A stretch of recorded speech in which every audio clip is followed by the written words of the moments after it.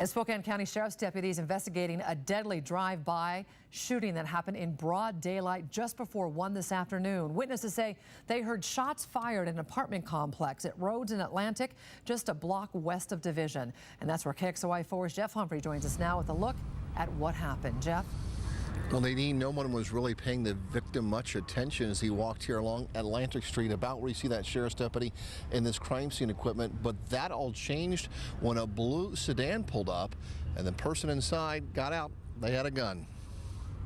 We heard 5 or 6 pops, and then we heard a car start to come down this way, and then we saw him go by as fast as he could, probably, what, 50 miles an hour?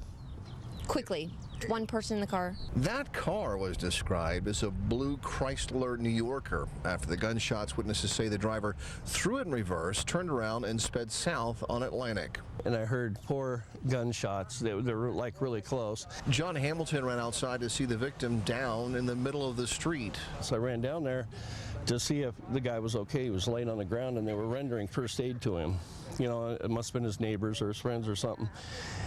And they go, "You got to stay back." And I said, "Okay, you need any help?" And they said no. Arriving police and sheriff's deputies found a large caliber handgun casing in the street where the victim had fallen. Relatives identified him as a younger man named Fabian. This does not appear to be a random event, but we're still piecing together what actually happened. In fact, detectives knew the name of the suspected gunman less than a half hour after the shots were fired.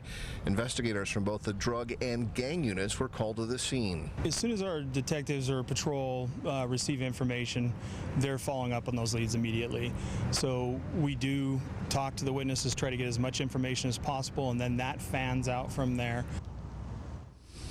And Nadine, late this afternoon, the sheriff's office did in fact identify the gunman. He is 19-year-old Isaiah Shalman.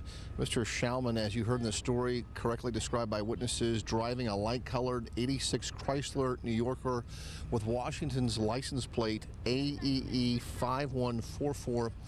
Sheriff's detectives say they have not found a gun here at the crime scene, and therefore they consider Mr. Shalman armed and dangerous. If you know where he is or have seen that Chrysler New Yorker, you're asked to call 911. Nadine? Such a brazen act, Jeff, and in broad daylight by a 19-year-old.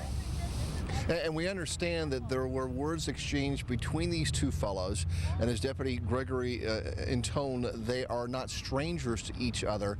There was some sort of beef and then shots fired, and so looking ahead, they have an idea who pulled the trigger and what he may be driving. And thanks to a lot of intelligence gathering, including those tips that you call into Crime Check, they probably have a pretty good idea of where his relatives live, where Mr. Shalman's girlfriends live, and it wouldn't be surprising if those places were already under surveillance.